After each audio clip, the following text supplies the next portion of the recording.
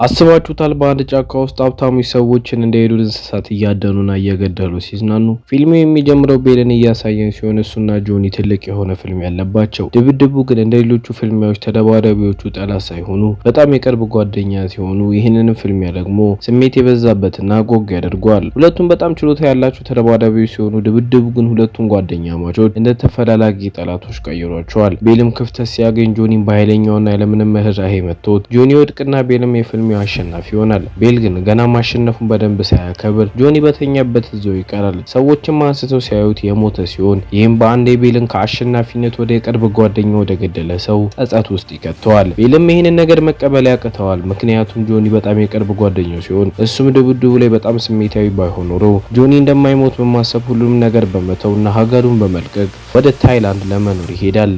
ነገር ግን እዛም ሆኖ የጆኒ ሞት በህልሙ እየመጣ እንቅልፍ እየነሳውና ህሊናው እንዲያርፍ አልፈቅድ ሲለው ነገሮችን ለመርሳት የጀመረው አልኮል ወደ ሱስነት በመቀየር ቀንና ማታ አልኮል መጠጣት ይሆናል ስራው። ገንዘብ ለማግኘትና ለመኖር ደግሞ አነስ ያሉ የአንደርግራውንድ ድብድቦችን እያደረገ ገንዘብ የሚያገኝ ሲሆን በተጨማሪም ሀብታም የሆኑ ሰዎችን ለማዝናናት ውድ በሆኑ ሆቴሎች ድብድብ ያደርጋል። ጄኒም እንደተለመደው እየተደባደበ እያለ ኦድሪች የሚባል ሀብታም ሰውዬ የቤልን ድብድብ ከጠባቂዎቹ ጋር እያየ ሲሆን እሱም በቤል የአደባደብ ጥበብ በመገረም እና በመመሰጥ ማየት ይጀምራል። ቤልም ድብድቡን እንደጨረሰ ኦድሪች ወደ ቤል በመሄድ በጣም አሪፍ የሆነ ችሎታና ብቃት ይዘት ለትንሽ ብር እያባከናቸው እንደሆነና እሱ በጣም ጥብቅ በሆነ በማይናማር በሚዘጋጅ ውድድር ሲሆን እያንዳንዱ ድብድብ ሲያሸንፍ $1 ሚሊዮን የሚከፍለው ሲሆን ሙሉውን ውድድር ካሸነፍክ ደግሞ ደግመ መስራት አይጠበቅብህም ይለዋል። ቤልም ከዚህ በላይ ምንም የማጣው ነገር የለም በማለት ይስማማል። ሁለቱም ወደ ኦድሪች ቢሮ በመሄድ ስምምነቱ ላይ ቀድሞ ለቤል የሚከፈለውን ገንዘብ በመጨመር እንዲጓጓ ያደርገዋል።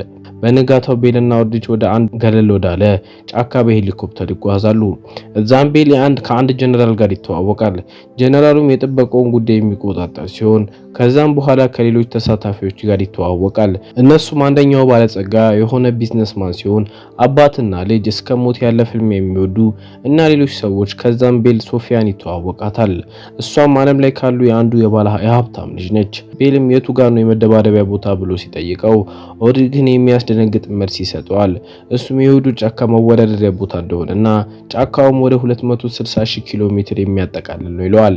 ከዚህም በላይ የሚያስደነግጠውም ኦድሪች አሁን የተዋወቃቸው ሰዎች አንተን በዚህ ጫካ ውስጥ የሚያድኑ ሲሆን እንደሆነና በጨዋታውም ህግ ባለሀብቶቹ አንድ ላይ በመሆን እሱን አድኖ መግደል ሲሆን ቤልም እንደምንም ብሎ ከዚህ ጫካ በመትረፍ በሌላኛው በኩል ካመለጠ ውድድሩን ያሸንፋል። ቤልም የሰማውን ነገር ማመን ያቃተው ሲሆን ዓለም ላይ ራሱ እንደዚህ አይነት ጨዋታ እንዳለ ራሱ አስበው አያውቅም ነበር። ለቤልም በጣም ውድ የሆነ ዳይመንድ ይሰጠዋል። ቤልም አሁን ላይ ከገንዘቡ ይልቅ ህይወቱን ለማዳን መጨነቅ ጀምሯል። ሀብታሞቹ ደግሞ ቤልን የሚያድኑበትን መሳሪያዎች እያዘጋጁ ሲሆን እነሱም ሁለት ታሳሪዎችን ከመኪና ውስጥ አስወጥተው እንዲሮጡ ካደረጓቸው በኋላ ተኩሰው ይገሏቸዋል።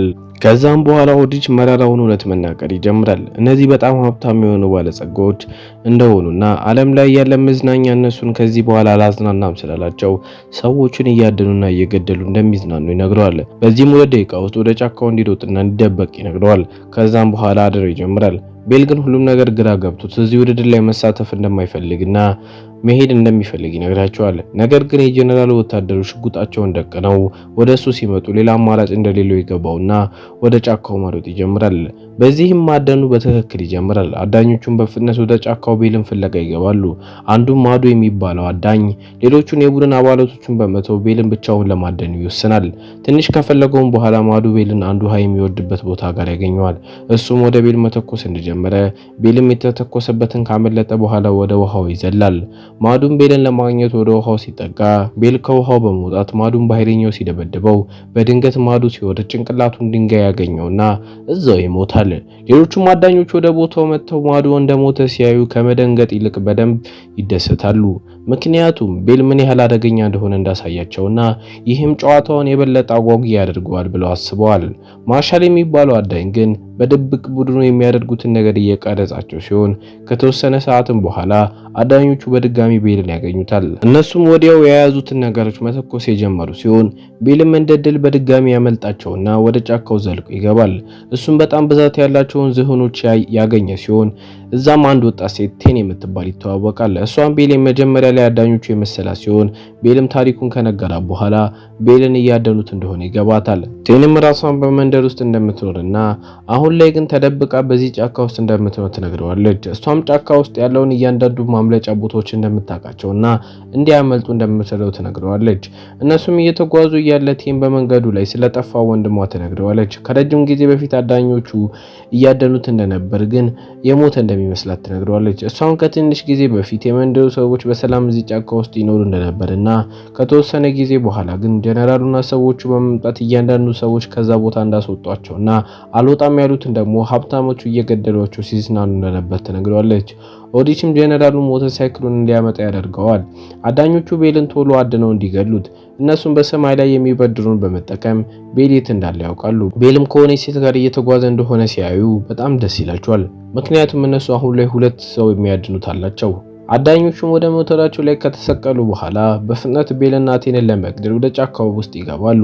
ብዙም ሳይቆዩ አዳኞቹ ቤልን ያገኙታል። ቤልም በፍጥነት ወደ ሞተረኞቹ በመሄድ በአንድ ምት ሁለት ሞተረኞችን ያጋድማቸዋል። ቤልም የወደቀውን ሞተር በማንሳት በፍጥነት አንድ ካምፕ ወደሚገኝበት ቦታ ይሄዳል። እዛም በሶፊያና በቤል መካከል ከፍተኛ የሆነ ፍልሚያ ያደርጋሉ። ሶፊያን ቤልን ለመግደል ወደ እሷ ቀስቷን ብትተኩስም ቤል ግን በቀላሉ ሶፊያን ያሸንፋታል። እሷንም መግደል እየቻለ ላለመግደል ወስኖ ሞተሩ ላይ በመሰቀል ቴንን ለማዳን ወደ እሷ መሄድ ይጀምራል።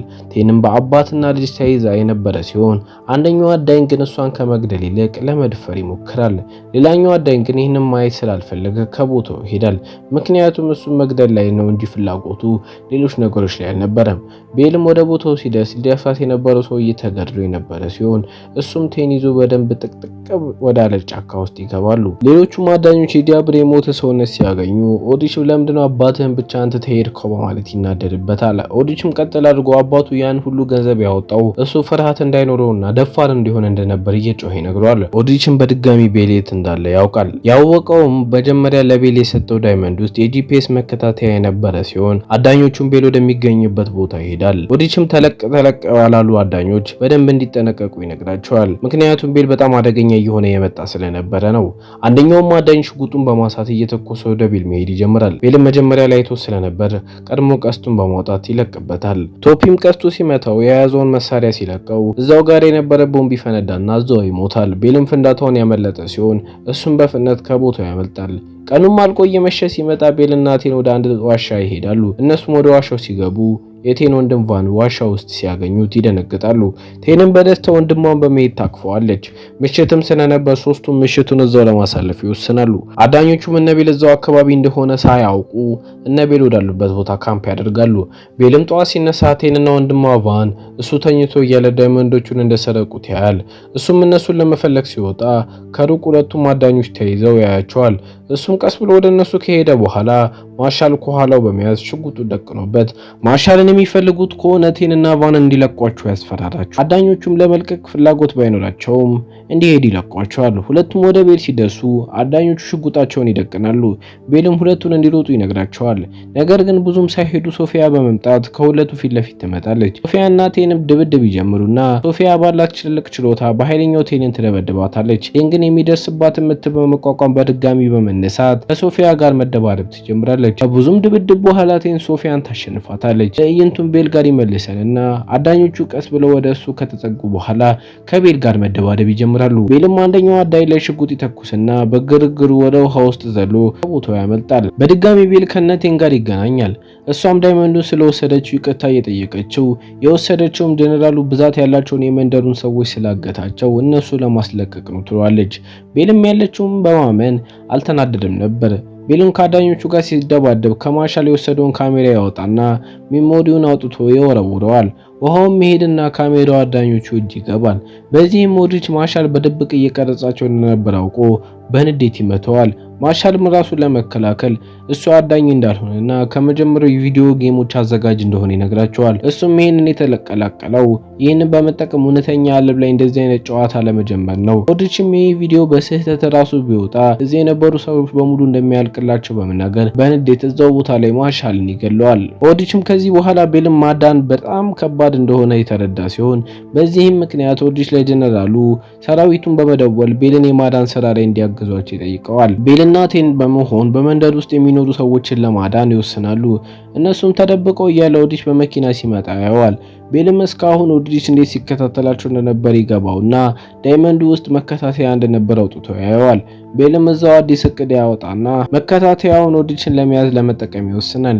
እሱም ቴንን ዳይመንዱና ሚሞሪ ካርዱን ይዛ እንድትሄድ ያደርጋታል፣ ሰው እንደሚታደን ዓለም እንዲያውቅ። ቤልም እዛው አካባቢ የነበረን ጀልባ በመውሰድ አዳኞቹን እሱ እንዲከተሉት ያደርጋል። አሁን ላይ ግን ሙሉ የጀነራሉ ጦርና አዳኞቹ በመሆን እሱ መፈለግ ይጀምራሉ። እሱም ውሃው ላይ በቁጥር በመበለጡ ምክንያት የተወሰኑትን ወታደሮች ካጋያቸው በኋላ የጫካው ሌላኛው መውጫ ይደርሳል። እዛ ግን አዳኞችና ኦድሪች እዛ በመንደር ውስጥ የሚኖሩ ሰዎችን የያዟቸው ሲሆን እነሱም አንድ ህፃን ሊገሉ ሲሉ ቤል ከተደበቀበት ይወጣል። ኦድሪችን ቤልን ሚሞሪውን እንዲያመጣ ያዟል። ቤል ግን ሚሞሪውን ከመስጠት ቀጥታ ወደ እነሱም በመሄድ ከአዳኞቹ ጋር መደባደብ ይጀምራል። ነገር ግን አንዱም አዳኝ ራሱ ከቤል ጋር የሚቀራረብ የድብድብ ችሎታ የላቸውም። ቤልም ከመጨረሻው ገበድ ካለው ተፋራሚ ጋር ፍልሚያውን ያደርጋል። እሱንም እንደ ሌሎቹ ደብድቦት በኃይለኛው ይጎዳል። ቤልም በመጨረሻ ኦድሪችን የሚገባውን ድብደባ በደንብ አድርጎ ይሰጠዋል። እነሱም ቤልን ሊገሉ ሲሉ ቴን በመምጣት ለጀነራሉ ዳይመንዱን እንደምትሰጠውና እነሱንና የመንደሩን ሰዎች እንዲለቃቸው ትጠይቀዋለች።